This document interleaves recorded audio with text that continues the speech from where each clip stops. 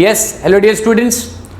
सो students, जैसे कि हमने आपके book keeping and accountancy subject का चैप्टर नंबर 1 बच्चों स्टार्ट किया और इसमें काफ़ी सारे थ्योरेटिकल चीज़ें अभी तक हम लोग ने डिस्कस कर ली है, जिसमें बुक कीपिंग का मीनिंग, बुक कीपिंग की यूटिलिटी, बुक कीपिंग का इंपॉर्टेंस, अकाउंटेंसी का मतलब क्या होता है, अकाउंटेंसी की डेफिनेशन क्या होती है और अकाउंटेंसी बच्चों कौन से बेसिस पे की जाती है, ये सारा डिस्कशन बच्चों अभी तक के हमने पिछले वीडियो लेक्चर्स में कंप्लीट किया है। करेक्ट है ना? यस। अब बच्चों हमारा जो पिछला वीडियो लेक्चर था जिसमें आपके साथ मैंने डिस्कस किया था about the basis of accounting system, अगर आप देखोगे तो आपके पेज नंबर 5 पे वो बेसिस ऑफ अकाउंटिंग सिस्टम दिया है जिसके बारे में हमने पिछले वीडियो में डिस्कस किया था। करेक्ट है? अब बच्चों मैं आपको हर चैप्टर से, अकाउंट्स के हर चैप्टर से आपको वो सारे मटेरियल चीज़ें समझाऊंगा जो आपके एग्जाम पॉइंट ऑफ व्यू के भी इंपॉर्टेंट है और वो चीज़ ही आपको आपके 11th स्टैंडर्ड में समझ में आनी जरूरी है। उसके अकॉर्डिंगली आपको मैं हर एक चैप्टर यहाँ पर पढ़ाऊंगा, क्योंकि आपके टेक्स्ट बुक में दिया हुआ जो बहुत सारे डिटेल्स है वो सारा डिटेल्स अगर हम लेते जाएंगे तो ये सब्जेक्ट आपके लिए बच्चों थोड़ा कॉम्प्लेक्स बन जाएगा। बट एज ए टीचर मेरा काम है आपके लिए 11th स्टैंडर्ड के हर एक चैप्टर को जितना ईजीएस्ट वे में मैं आपको डिलीवर कर सकूं उतना आपके लिए अच्छा होगा और उतना आपको हेल्प मिलेगी आपको अच्छे मार्क्स कॉलेज में स्कोर करने के लिए। करेक्ट है ना? तो हर चैप्टर से आपको पूरी किताब नहीं पढ़नी है, हर चैप्टर के हर एक टर्म के पीछे आपको नहीं लगना है, हर एक चैप्टर से जो उसका निचोड़ होगा, जो उसमें मेन बातें होंगी, जो आपके 11th स्टैंडर्ड के लिए आपके एग्जाम पॉइंट ऑफ व्यू से इंपॉर्टेंट है, उन्हीं सभी चीज़ों को आपको यहाँ पर मैं हर चैप्टर से समझाऊंगा। करेक्ट है? चलिए, तो अब आपके फर्स्ट चैप्टर में आपका जो नेक्स्ट क्वेश्चन आपको दिया है अकाउंटिंग इंफॉर्मेशन की कैरेक्टरिस्टिक्स, बिल्कुल भी इंपॉर्टेंट क्वेश्चन बच्चों नहीं है, या आपको कहीं पर भी कोई भी एग्जाम में पूछा नहीं जाता है। तो इसके पीछे हम लोग अपना टाइम पास न करते हुए आगे बढ़ते हैं और जो इस चैप्टर की मेन बातें हैं, मूल बातें हैं, उनको यहाँ पर हम लोग समझना शुरू करते हैं। तो आपके फर्स्ट चैप्टर से आपको ऑलरेडी बुक कीपिंग का, अकाउंटेंसी का मीनिंग बच्चों मैंने ऑलरेडी समझा दिया है। करेक्ट है? अब इस चैप्टर से आपको जो अगली बात समझनी है वो ये है basic accounting terminologies. Basic accounting terminologies. अब ये जो चीज आप पढ़ने जा रहे हो, ये समझो आप अकाउंट्स की एबीसीडी पढ़ने जा रहे हो और यहां पर जो आप टर्मिनोलॉजीज पढ़ोगे अकाउंट की, वो टर्मिनोलॉजीज आपको इस चैप्टर के बाद आगे किसी भी चैप्टर्स में समझाई नहीं जाएगी। तो ये सारी टर्मिनोलॉजीज को पढ़ने का सही समय यही है कि 11th स्टैंडर्ड में आप अकाउंट की सारी टर्मिनोलॉजीज को समझ जाओ, अच्छे से उसके बारे में अंडरस्टैंडिंग कर लो और उसी टर्मिनोलॉजी के अंडरस्टैंडिंग के बेसिस पे आपको अकाउंट्स के आगे के चैप्टर समझ में आएंगे। करेक्ट है? तो ये जो पढ़ाने जा रहा हूं ये आपके चैप्टर नंबर 1 का एक सबसे इंपॉर्टेंट क्वेश्चन है, that is basics accounting terminologies. Accounts करते समय हमें कौन से बेसिक शब्दों का ज्ञान होना चाहिए, कौन सी बेसिक बातें हमें पता होना चाहिए, कौन से वर्ड का मीनिंग क्या होता है अकाउंट में, उसके बारे में बच्चों जानकारी इस क्वेश्चन में हम लेना शुरू करेंगे। ठीक है ना? अब यहाँ पर बेसिक अकाउंटिंग टर्मिनोलॉजीज में जैसे कि बच्चों हम अकाउंट्स कर रहे हैं, हम बिजनेस की स्टडीज कर रहे हैं, तो बिजनेस में एक सबसे इंपॉर्टेंट टर्म या सबसे इनिशियल टर्म जहां से बिजनेस की हर एक्टिविटी बच्चों शुरू होती है वो टर्म होता है बच्चों ट्रांजैक्शंस। क्या होता है? ट्रांजैक्शंस। तो हम ऐसा कह सकते हैं कि बिजनेस की एक्टिविटी का सबसे पहला जो स्टेप होता है वो होता है बच्चों ट्रांजैक्शंस। अब ये ट्रांजैक्शंस का मतलब क्या होता है? तो नॉर्मली ट्रांजैक्शंस को हम लोग हिंदी या मराठी में कह सकते हैं व्यवहार करना। किसी के साथ अगर हम किसी प्रकार की अदला बदली करें, गुड्स एंड सर्विसेज जब किसी दो पर्सन के बीच में अदला बदली होते हैं, फॉर एग्जाम्पल मेरे पास अगर समझो कोई गुड्स है और इस गुड्स को मैं किसी दूसरे पर्सन को दे दूँ और उसके बदले में उससे कुछ और ले लूँ। करेक्ट है? तो मैंने अपने पास का कुछ तो दिया और उसके पास का कुछ तो सामान लिया, तो यहाँ पर हम दोनों के बीच में क्या हुआ बच्चों? ट्रांजैक्शंस। तो ट्रांजैक्शंस का मेन अर्थ इतना ही है, exchange of goods and services between 2 और मोर पर्सन, मतलब कम से कम 2 पर्सन रिक्वायर्ड है किसी भी प्रकार का ट्रांजैक्शंस करने के लिए। तो आपके द्वारा जो भी वस्तुएं या जो भी सेवाएं खरीदी जाती है या फिर बेची जाती है उसमें बच्चों 2 पर्सन्स की रिक्वायरमेंट है जिसके साथ वो आप वो एक्सचेंज करोगे। एक पर्सन अपने साथ ही वस्तु और सेवाओं को एक्सचेंज नहीं कर सकता, मैं अपनी जेब से ये एक सामान निकाल करके अपनी यहाँ की जेब में डालूँ और यहाँ के एक सामान निकाल करके अपनी इस जेब में डालूँ, क्या इसे हम ट्रांजैक्शंस कहेंगे? बिल्कुल नहीं, क्योंकि यहाँ पर हम लोगों को 2 पर्सन्स की रिक्वायर्ड है ट्रांजैक्शंस करने के लिए, exchange of goods and services करने के लिए मिनिमम 2 पर्सन्स आर रिक्वायर्ड। और जब तक वो 2 पर्सन बच्चों एक जगह पे ऑर्गेनाइज नहीं होंगे, जब तक वो दोनों एक दूसरे के साथ में किसी चीज़ का लेन देन नहीं करेंगे, तब तक वहाँ पर कोई ट्रांजैक्शन नहीं होगा। तो ट्रांजैक्शन का बेसिक मतलब है exchange of goods and services between 2 और मोर देन 2 पर्सन्स। करेक्ट है? तो यहीं से आपकी अकाउंटिंग टर्मिनोलॉजीज क्या होती है बच्चों, शुरू होती है। अब बच्चों ट्रांजैक्शंस का मीनिंग तो मैंने आपको नॉर्मली बता दिया, आपके टेक्स्ट बुक में भी अगर आप ध्यान दें तो पेज नंबर 7 पे बच्चों आपको ट्रांजैक्शन का मीनिंग एकदम क्लियर बताया गया है। आप उसको अंडरलाइन कर लीजिए कि ट्रांजैक्शंस का मतलब होता है exchange of goods and services between 2 person और पार्टीज फॉर मनी और money's worth is known as a transaction. जब 2 पर्सन या 2 पार्टियां, जब 2 कंपनियां या कोई भी 2 लोग एक दूसरे के साथ में गुड्स एंड सर्विसेज का एक्सचेंज करते हैं मनी के लिए या फिर मनीज वर्थ के लिए, पैसे के लिए या तो पैसे के जैसा कुछ पाने के लिए, तो उसको हम लोग कहते हैं ट्रांजैक्शन। जैसे दुकानदार के दुकान में जो सामान पड़ा हुआ है वो सामान वो बायर को बेचता है, क्यों बेचता है? पैसे कमाने के लिए, या तो पैसे के फॉर्म में, पैसे के रूप में कुछ और कमाने के लिए वो अपने सामान को बेचता है। मतलब दुकानदार सुबह से लेकर के शाम तक, जब तक उसकी दुकान खुली है, वो पूरे दिन भर क्या करता है बच्चों? ट्रांजैक्शंस करता है, मतलब वस्तु और सेवाओं की अदला बदली करता है। और ये अदला बदली करने के पीछे उसका मेन मकसद यही है, मनी और मनीज वर्थ। क्या बोला मैंने? मनी और मनीज वर्थ। ठीक है, तो ये हुआ बच्चों मतलब किसका? ट्रांजैक्शंस का, जिसको आप एक्सचेंज भी कह सकते हो, अदला बदली भी कह सकते हो। करेक्ट है? एक्सचेंज ऑफ गुड्स और सर्विसेज बिटवीन 2 पर्सन और पार्टीज, यहां पर कहा गया है 2 पर्सन और पार्टीज। और क्यों ये अदला बदली होगी? फॉर मनी और मनीज वर्थ, पैसा या पैसे के जैसा कुछ तो कमाने के लिए ट्रांजैक्शंस किए जाते हैं। करेक्ट है? अब बच्चों बिजनेस के नज़र से देखा जाए या अकाउंट की नज़र से देखा जाए तो बच्चों ट्रांजैक्शंस के 2 टाइप होते हैं। Okay, there are 2 types of transactions are there. One transaction which is known as a monetary transactions. ठीक है, एक ट्रांजैक्शंस का प्रकार होता है जिसको कहते हैं मॉनेटरी ट्रांजैक्शन, दूसरा होता है बच्चों नॉन मॉनेटरी ट्रांजैक्शंस। अब मॉनेटरी ट्रांजैक्शंस क्या है और नॉन मॉनेटरी ट्रांजैक्शंस क्या है? तो बहुत सिंपल सी बात है बच्चों, ये आप वर्ड पढ़ रहे हैं, इसमें लिखा है मॉनेटरी ट्रांजैक्शंस, मतलब जिस ट्रांजैक्शन में पैसा यूज किया गया है या जिस ट्रांजैक्शन में पैसे के साथ एक्सचेंज किया गया है, पैसों की मदद से अदला बदली की गई है, वो बच्चों मॉनेटरी ट्रांजैक्शंस है। आप किसी शॉप में जाकर के कोई सामान खरीदते हो और उस सामान के बदले में आप उसे पैसे देते हो, तो इस एक्टिविटी में पैसे का लेन देन हुआ है। तो जिस ट्रांजैक्शन में पैसे की मदद से लेन देन हो, ऐसे ट्रांजैक्शन को कहेंगे हम लोग मॉनेटरी ट्रांजैक्शन, जहां पर मनी का मदद लिया गया है, जहां पर पैसे की मदद ली गई है एक्सचेंज करने के लिए। और वही बच्चों जब हम बात करते हैं नॉन मॉनेटरी ट्रांजैक्शंस की, तो ये वो ट्रांजैक्शंस है जहां पर पैसों का इस्तेमाल नहीं किया गया। आपको याद होगा, आपने कभी तो सुना होगा कि पुराने ज़माने में भी ट्रांजैक्शन होते थे, लेकिन उस समय के ट्रांजैक्शन जो है वो पैसों की मदद से नहीं होते थे, क्योंकि उस समय बच्चों पैसों का ज़्यादा चलन नहीं होता था। ठीक है ना?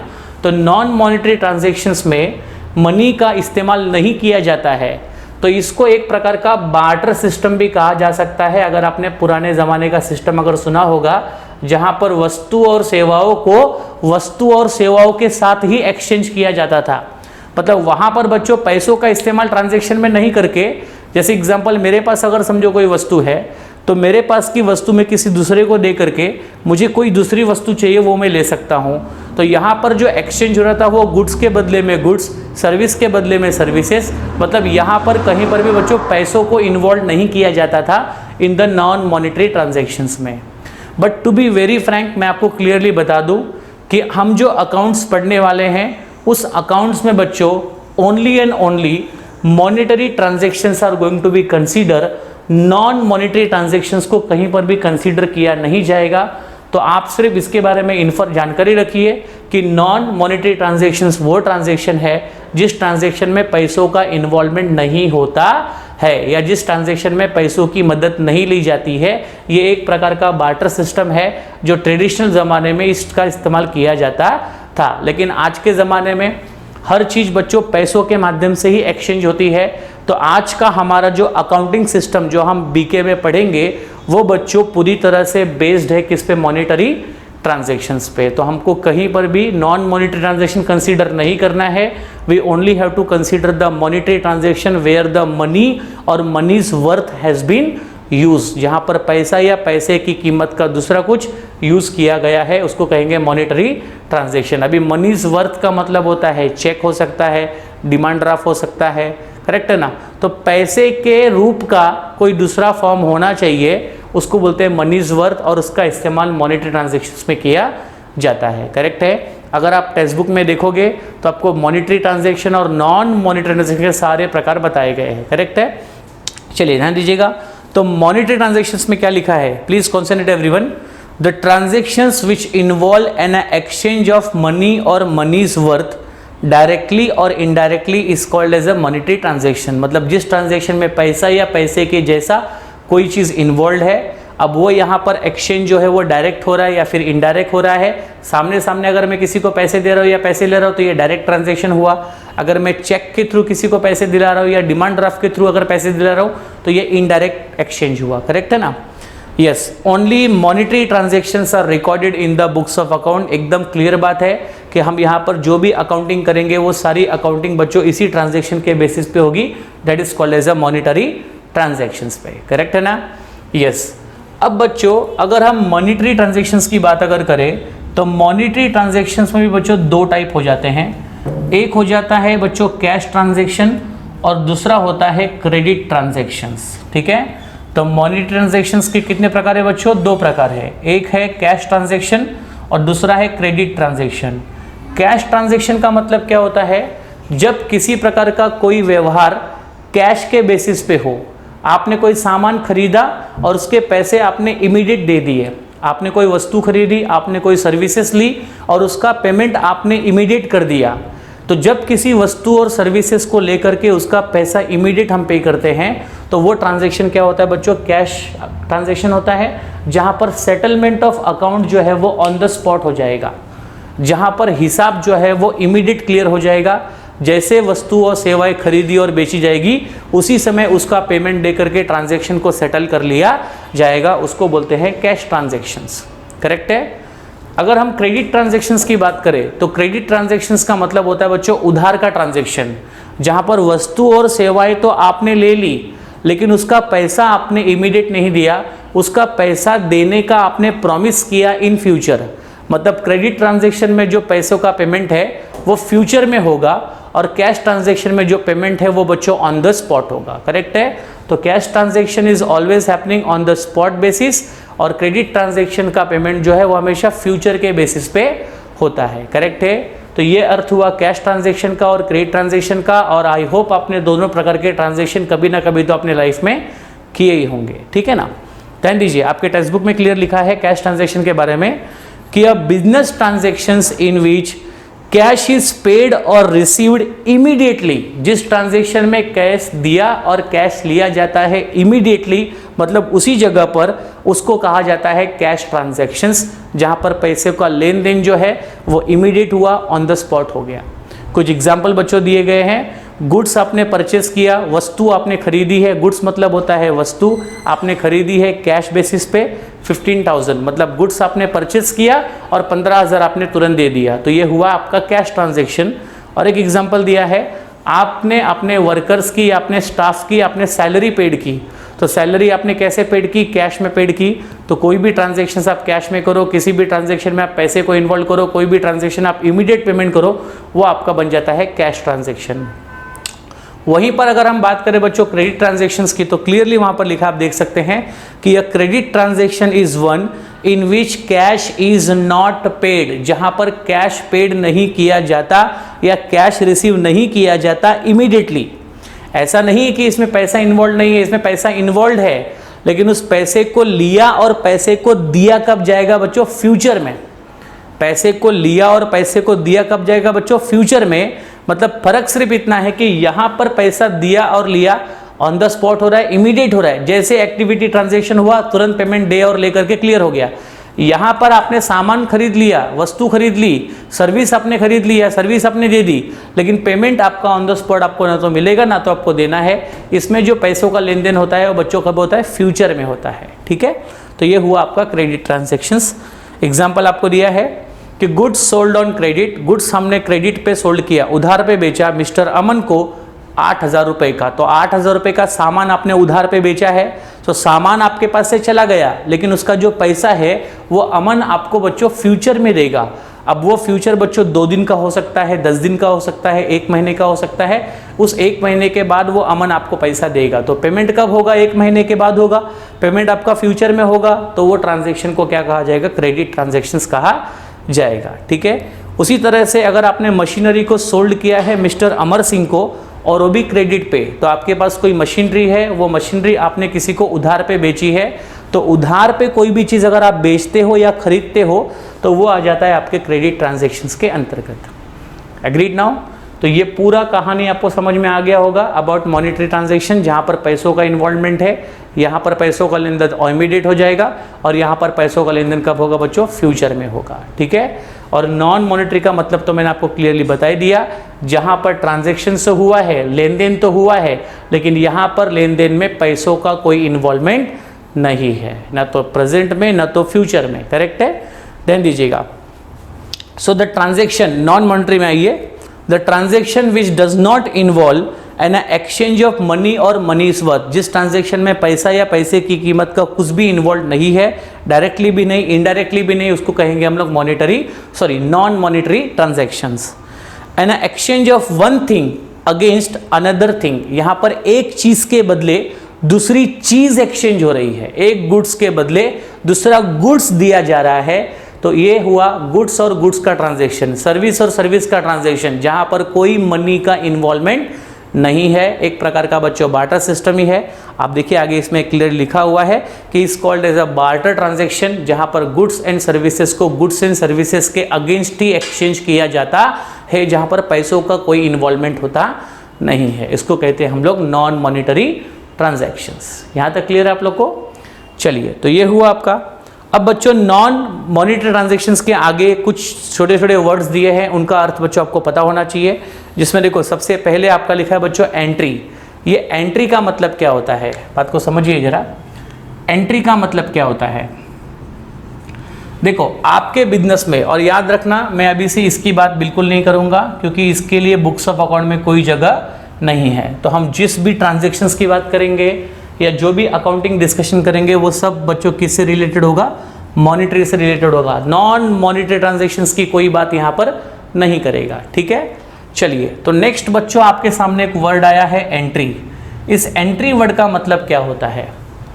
एंट्री ये वर्ड का अगर नॉर्मली हिंदी या मराठी शब्द अगर कहे तो प्रवेश होता है।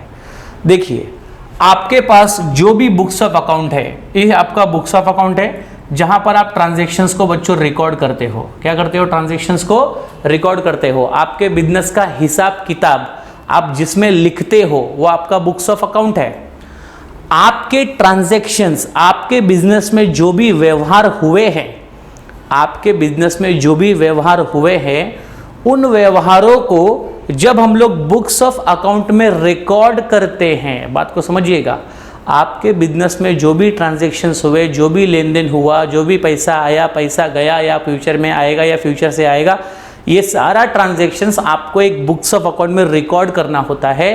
तो ट्रांजैक्शंस को बुक्स ऑफ अकाउंट में रिकॉर्ड करना मतलब ट्रांजैक्शंस को बुक्स ऑफ अकाउंट में प्रवेश देना, मतलब ट्रांजैक्शंस का बुक्स ऑफ अकाउंट में क्या करना बच्चों? एंट्री करना। क्या करना? एंट्री।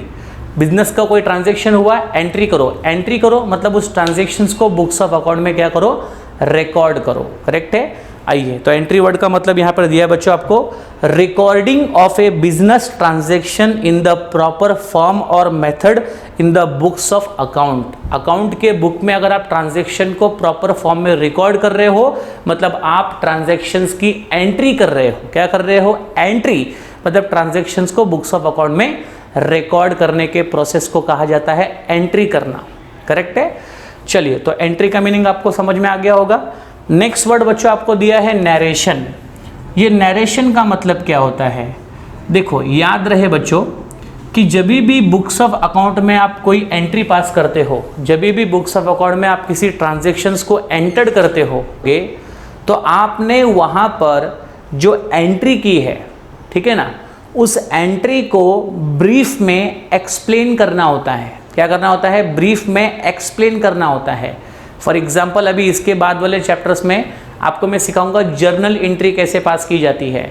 तो जर्नल एंट्री जब आप पास करते हो तो उस जर्नल एंट्री को ब्रीफली एक्सप्लेन करने के लिए उसके नीचे एक ब्रैकेट बना करके एंट्री का ब्रीफ लिखा जाता है। जो एंट्री आपने बुक्स ऑफ अकाउंट में पास की है उसको शॉर्ट में डिस्क्राइब किया जाता है, और एंट्री को शॉर्ट में डिस्क्राइब करना को हम लोग कहते हैं बच्चों नैरेशन लिखना। क्या लिखना? नैरेशन, जिसमें आपके एंट्री का ब्रीफ एक्सप्लेनेशन आपको लिखना पड़ता है, that is called as a narration. और जब भी आप किसी एंट्री का ब्रीफ एक्सप्लेनेशन देते हो, वो हमेशा बच्चों एक ब्रैकेट में लिखो, और हमेशा नैरेशन लिखते समय शुरुआत आपको किससे करनी है बच्चों? वर्ड बीइंग से। फॉर एग्जाम्पल, आपने गुड्स परचेस किया और गुड्स परचेस की आपने जर्नल एंट्री पास की। अब उस एंट्री का आपको नरेशन लिखना है, उस एंट्री का आपको ब्रीफ एक्सप्लेनेशन लिखना है।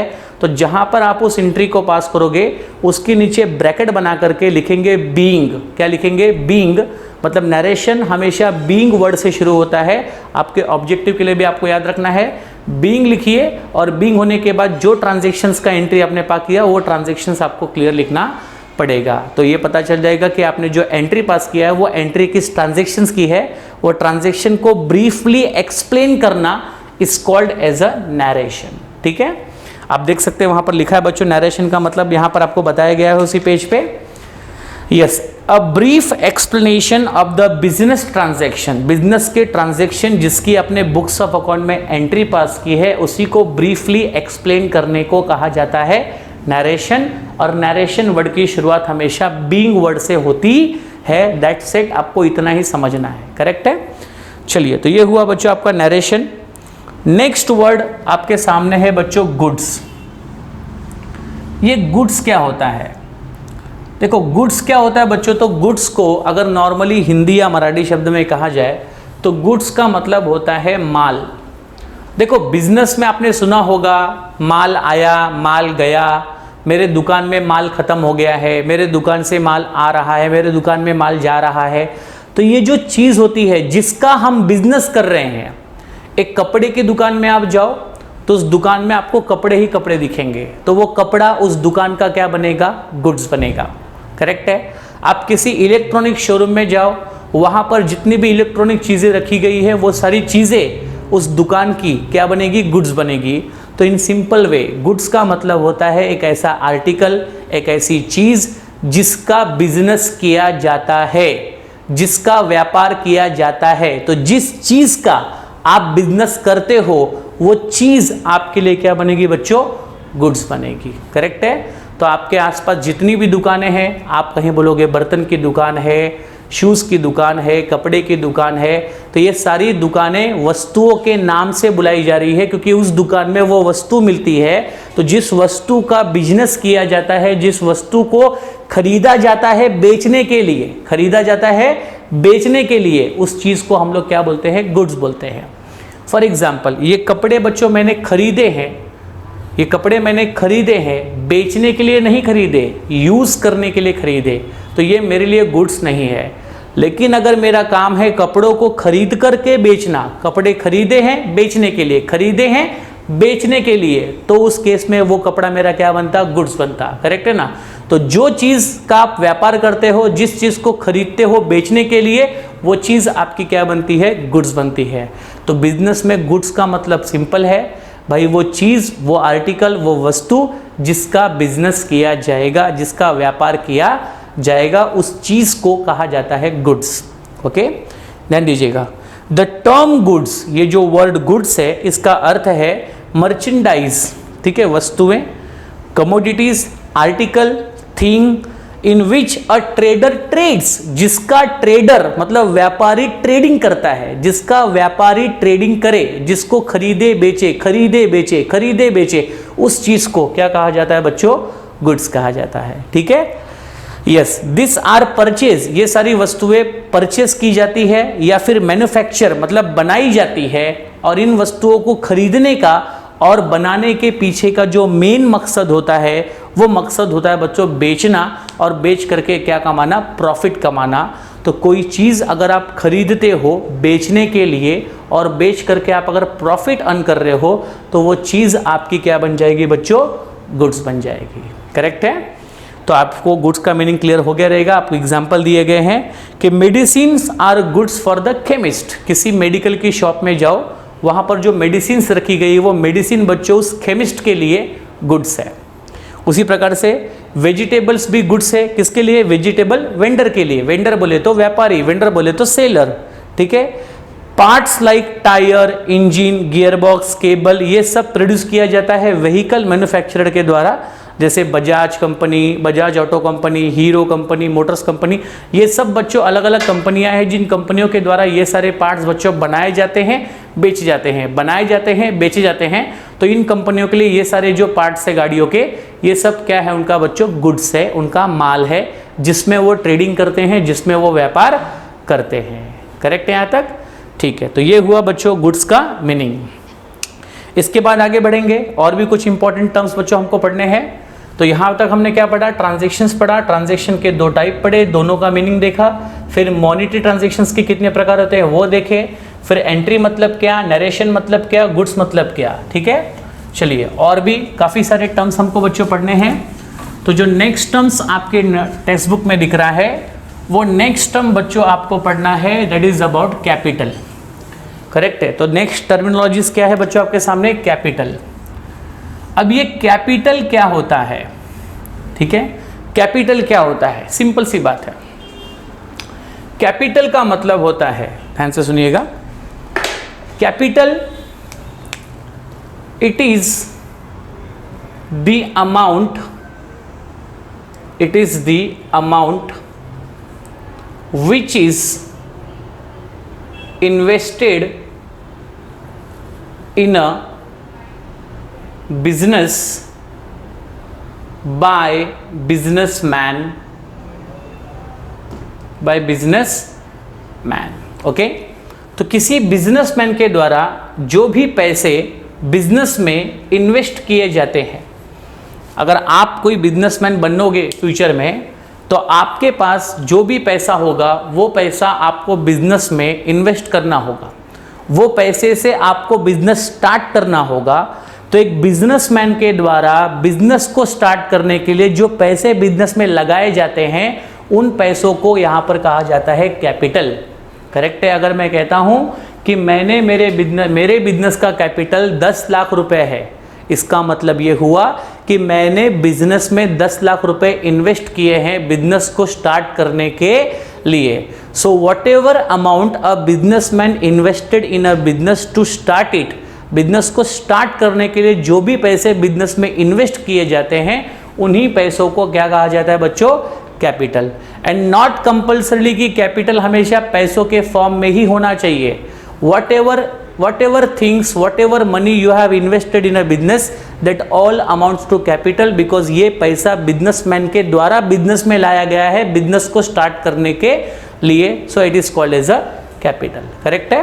ये सब देख सकते हैं, उसमें लिखा है बच्चों the total amount invested into the business by the owner. याद रहे, पैसा ओनर के द्वारा अगर इन्वेस्ट किया गया है तो ही कैपिटल कहलाएगा। मेरे बिजनेस में अगर मैंने पैसा इन्वेस्ट किया है तो वो कैपिटल है, लेकिन मेरे बिजनेस में किसी और ने पैसा अगर इन्वेस्ट किया है तो वो मेरे बिजनेस के लिए बच्चों लोन है। क्या है? लोन। मैं खुद पैसे डालूंगा तो वो कैपिटल बनेगा, कोई दूसरा पर्सन मेरे बिजनेस में पैसे डालेगा तो वो मेरे बिजनेस पे क्या बन जाएगा? डेप्ट बन जाएगा, लोन बन जाएगा। करेक्ट है ना? तो याद रहे कैपिटल ये वर्ड आपको सिर्फ तभी यूज करना है जब वो पैसा बिजनेस के ओनर के द्वारा, पैसा बिजनेसमैन के द्वारा ही इन्वेस्ट किया गया होगा, तो ही उस पैसे को कैपिटल वर्ड कहा जाएगा। ठीक है, आगे बढ़ते हैं। अब यहां पर आपको बताया गया कि कैपिटल कैलकुलेट करने के लिए आपको करना क्या होगा। कैपिटल निकालने के लिए असेट और बिजनेस की लायबिलिटी के बीच का डिफरेंस आपको निकालना है। देखो, बिजनेस के अंदर जो भी प्रॉपर्टीज है उसको बोलते हैं बिजनेस का असेट। बिजनेस ने जो भी आउटसाइडर लोगों से लायबिलिटी लिया, तो बिजनेस का कैसा होता है कि जो टोटल असेट है, अगर समझो बिजनेस के पास टोटल असेट अगर समझो 1 करोड़ का है, तो बिजनेस के पास ये टोटल असेट 1 करोड़ का कैसे आया? बिजनेस ने कहीं ना कहीं से पैसा लिया होगा, करेक्ट है। अब बताओ, बिजनेस पैसा जो है वो 2 जगह से लेता है, एक तो बिजनेस के ओनर से, और ओनर का पैसा जब सफिशिएंट नहीं होता है तो हमें बाहर से कर्जा लेना होता है, जिसको हम लोग कहते हैं लायबिलिटी। तो बिजनेस ने अगर समझो 1 करोड़ का असेट अगर हमारे बिजनेस में है, तो हमारे 1 करोड़ रुपए का असेट हमारे बिजनेस में कैसे आया? उसके लिए हमने 80 लाख रुपए का लोन लिया। क्या लिया? 80 लाख रुपए का लोन लिया, और 20 लाख रुपया हमने बिजनेस में खुद डाला। तो 20 लाख हमने खुद डाला और 80 लाख का हमने लोन लिया, करेक्ट है, और हो गया 1 करोड़। इसी 1 करोड़ से हमने बिजनेस के सारे असेट्स परचेज किए हैं। तो अगर मैं मेरे बिजनेस के सारे असेट्स जो कि 1 करोड़ के हैं, उनमें से अगर मैं बिजनेस की लायबिलिटी दैट इज 80 लाख रुपए अगर मैं लेस कर दूं, तो मुझे मिलेगा 20 लाख, जो मेरा क्या बनेगा बच्चों? कैपिटल बनेगा। क्या बनेगा? कैपिटल। तो कैपिटल फाइंड आउट करने के लिए बिजनेस की टोटल संपत्ति में से बिजनेस ने जो पैसे आउटसाइडर से लिए हैं उनको आप माइनस कर दीजिए, जो अमाउंट आपको मिलेगा वो क्या होगा? आपका कैपिटल होगा, करेक्ट है। इसलिए आपको यहाँ पर एक फॉर्मूला दिया है कि capital is equal to asset minus liability, correct है। यस, इसके बारे में और भी डिस्कशन हम आगे करेंगे जब इसका हम लोग क्वेश्चन सॉल्व करेंगे तब। फिलहाल आप लोग कैपिटल का मतलब समझिए कि जो भी पैसा बिजनेस में बिजनेसमैन के द्वारा, ओनर के द्वारा इन्वेस्ट किया जाता है बिजनेस को स्टार्ट करने के लिए, उसी को कहते हैं हम लोग क्या बच्चों? कैपिटल, करेक्ट है। यस, आगे बढ़ते हैं। नेक्स्ट होता है बच्चों ड्राइंग। अब ये ड्राइंग का मतलब चित्रकला नहीं होता है, बात को समझिएगा। ड्राइंग क्या होती है? तो ड्राइंग का मतलब सिंपल है कि किसी बिजनेसमैन के द्वारा या बिजनेस के ओनर के द्वारा जब बिजनेस के अकाउंट से पैसे निकाले जाते हैं, याद रहे बिजनेस के ओनर ने बिजनेस के अकाउंट से पैसे निकाले और उन पैसों का इस्तेमाल बिजनेसमैन ने अपने पर्सनल यूज़ के लिए किया। बिजनेस पर्पस के लिए पैसे यूज़ किए क्या? बिजनेस के पैसे आप बिजनेस के लिए यूज़ करो, चलेगा, ये ड्राइंग नहीं है। लेकिन बिजनेस के पैसे निकाल कर अगर मैं अपने घरेलू काम में, अपने पर्सनल यूज़ में अगर लगाता हूं, तो वो हो जाता है बच्चों ड्राइंग। क्या हो जाता है? ड्राइंग। तो यहाँ पर पैसा निकालने वाला ओनर होना चाहिए और उस पैसे का इस्तेमाल उस ओनर ने किसी पर्सनल यूज़ के लिए किया है। अगर ये चीज़ यहाँ पर आपको दिख रही है तो उसे क्या कहोगे आप? ड्राइंग कहोगे, करेक्ट है। अगर मैं कहता हूँ कि किसी बिजनेस की ड्राइंग, किसी बिजनेस में ड्राइंग अगर 2 लाख का हुआ है, इसका मतलब ये हुआ कि उस बिजनेस के ओनर ने बिजनेस से 2 लाख रुपए निकाले और अपने पर्सनल यूज़ में यूज़ किया। फॉर एग्जांपल, बिजनेस के पैसे लिए और मैंने मेरे घर का रेंट पे किया। बिजनेस के पैसे लिए मैंने मेरे घर में कोई फंक्शन किया। बिजनेस के पैसे लिए मैंने मेरे बच्चे का शादी किया, करेक्ट है ना। तो बिजनेस का पैसा मैं मेरे पर्सनल काम में अगर यूज़ कर रहा हूँ तो उस अमाउंट को क्या कहा जाएगा बच्चों? ड्राइंग कहा जाएगा, करेक्ट है।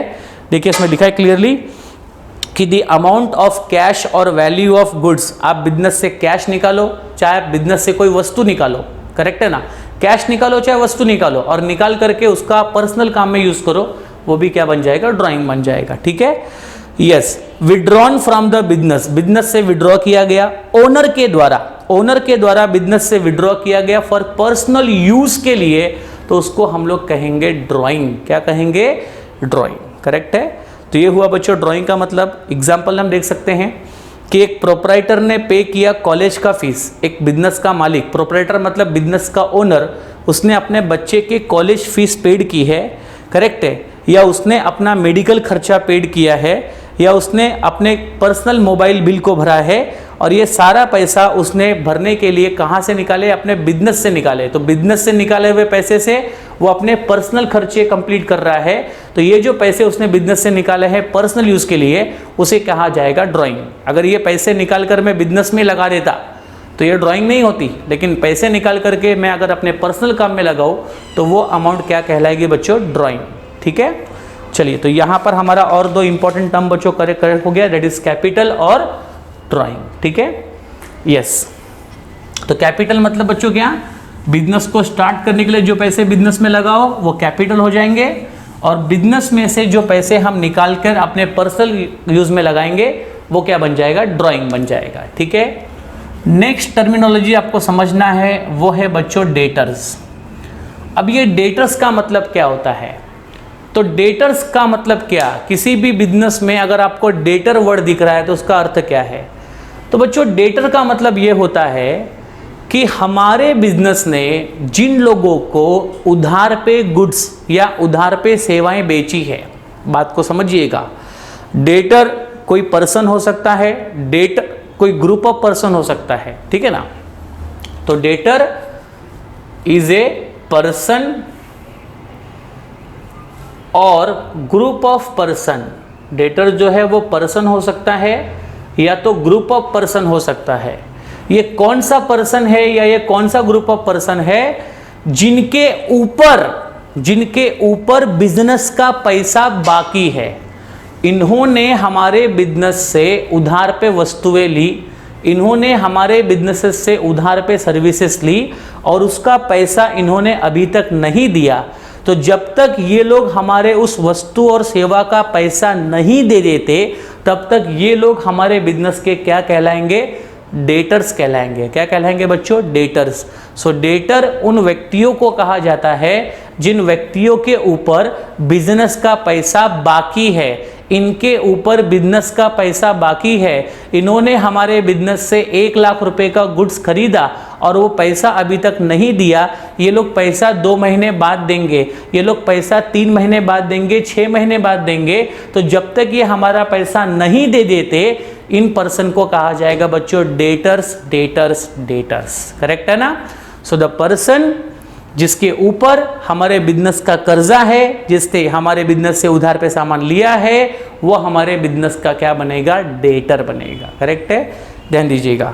सो डेटर एक ऐसा पर्सन है हु हैज टू पे, जिसे पे करना है, टू द बिजनेस, जो पे करेगा बिजनेस को, जो पे करेगा किसको बच्चों, बिजनेस को। क्यों वो मुझे पैसे देने वाला है, वो मुझे पैसे क्यों देने वाला है, वो बिजनेस को पैसे क्यों देने वाला है। आगे लिखा है for getting goods and services, क्योंकि उसने हमारे पास से गुड्स एंड सर्विसेज लिया था ऑन क्रेडिट, उधार पे उन्होंने हमसे गुड्स एंड सर्विसेज लिया था, उसका पैसा अभी ये मुझे देने वाले हैं। इसलिए इन लोगों को मैं क्या कहूंगा बच्चों, debtors, debtors and debtors. Correct है, यस। आगे लिखा है a debtor is a person, underline कीजिएगा। डेटर वो पर्सन है who owes money to the business, जिसके ऊपर बिजनेस का पैसा ओव है, जिसके ऊपर बिजनेस का पैसा कर्जा है, वो पर्सन को कहा जाएगा डेटर। तो हमारे बिजनेस का पैसा जिन जिन लोगों पे कर्जा है उन सभी को हमारे बिजनेस का डेटर कहा जाएगा। करेक्ट है। इसी तरह से बच्चों नेक्स्ट है वर्ड आपका क्रेडिटर। अब ये क्रेडिटर का मतलब कौन होता है, ये भी बच्चों पर्सन है, ये भी कोई तो ग्रुप ऑफ पर्सन है। बट इस केस में क्या होता है, ध्यान से सुनना, बिजनेस ने जिन लोगों से उधार लिया है, इस केस में क्या हो रहा था, हमने उधार दिया था। अब बिजनेस ने जिन लोगों से उधार पे सामान लिया, उधार पे रॉ मटेरियल लिया, ठीक है ना, वो सभी लोग हमारे बिजनेस के बनेंगे क्रेडिटर, क्योंकि उन्होंने हमें क्रेडिट दिया, उन्होंने हमें उधार दिया। तो बिजनेस जिनसे जिनसे उधार लेता है, बिजनेस जिनसे जिनसे उधार लेता है वो सब हमारे बिजनेस के क्या बनेंगे, क्रेडिटर। और बिजनेस जिन्हें जिन्हें उधार देता है वो सब हमारे बिजनेस के क्या बनेंगे, डेटर। जिनसे उधार लिया वो क्रेडिटर, जिनको उधार दिया वो हमारे बिजनेस के क्या बनेंगे बच्चों, डेटर।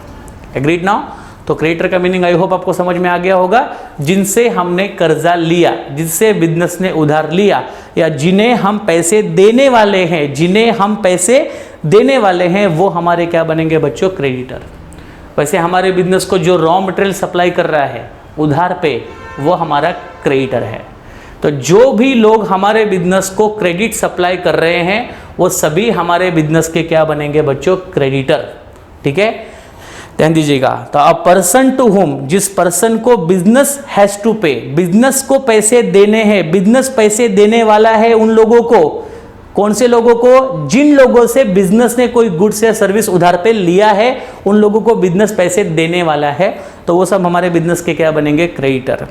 तो यहां पर बच्चों उधार लेने वाली बात है और डेटर में बच्चों उधार देने वाली बात थी। तो डेटर के समय बिजनेस उधार दे रहा था और क्रेडिटर के समय बिजनेस उधार ले रहा है। करेक्ट है? Yes, a creditor is a person to whom business owes money, जिसे बिजनेस पैसे देने वाला है, जिसके पैसे बिजनेस पे बाकी है, वो लोगों को हम लोग कहेंगे क्रेडिटर। ठीक है? नेक्स्ट आपका बच्चों कॉन्सेप्ट है बैड डेट। अब ये बैड डेट का मतलब सिंपल है कि हमने बैड डेट देखो, जो कर्ज हमने लोगों को दिया था, जिन लोगों पे हमारे कर्ज बाकी थे, उन लोगों में से जिन लोगों ने हमारे पैसे टाइम पे नहीं दिए, या फिर वो भाग गए, या फिर वो लापता हो गए, या फिर वो कंगाल हो गए, तो जिन लोगों से बिजनेस को पैसा रिकवर नहीं होगा, करेक्ट है ना, उन लोगों को हमने कोई गुड्स एंड सर्विस उधार पे बेचा था। उधार पे बेचने के बाद उन्होंने हमसे प्रॉमिस किया था कि वो पैसा हमें 2 महीने में 3 महीने में दे देंगे, लेकिन उन्होंने हमें वो पैसा ड्यू डेट पे नहीं दिया।